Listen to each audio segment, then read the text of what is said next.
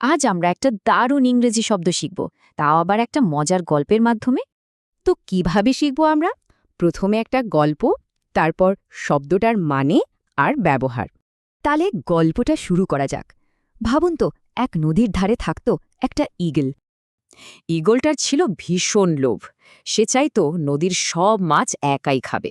ওর এই লোভের ফলে কিন্তু ক্ষতি হচ্ছিল। অন্য প্রাণীরা না খেয়ে থাকত, নদীর পরিবেশও নষ্ট হচ্ছিল। আচ্ছা, এই যে এত লোভী আর ক্ষতিকর স্বভাব, এটাকে এক কথায় কি বলা যায় ইংরেজিতে? শব্দটা হলো র্যাপেশিয়াস। এর মানে হলো মারাত্মক লোভী, যে নিজের স্বার্থের জন্য অন্যের ক্ষতি করতেও ছাড়ে না। একটা জিনিস খেয়াল রাখতে হবে, র্যাপেশিয়াস শব্দটা কিন্তু পুরোপুরি নেতিবাচক। এটা কখনোই ভালো অর্থে ব্যবহার হয় না। এর মধ্যে আছে অতৃপ্ত ইচ্ছা, অতিরিক্ত লোভ, যা অন্যের শোষণের কারণ হয়ে দাঁড়ায়। চমৎকার। এবার চলুন কিছু বাস্তব উদাহরণ দেখি, মানে বাক্যের ব্যবহার। ঠিক সেই ঈগলটার মতো এই র্যাপেশিয়াস কোম্পানিটাও তার কর্মীদের ঠকাচ্ছিল।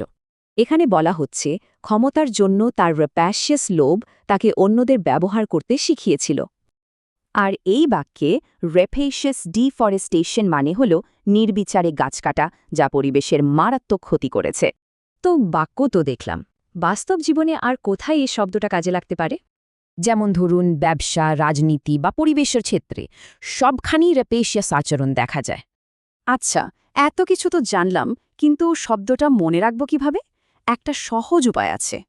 যখনই র্যাপেশিয়াস শব্দটা শুনবেন, শুধু ওই লোভী ঈগলটার কথা ভাববেন, ব্যাস। এবার একটু ভাবুন তো, আমাদের চারপাশে আর কোথায় এমন র্যাপেশিয়াস আচরণ দেখতে পাওয়া যায়?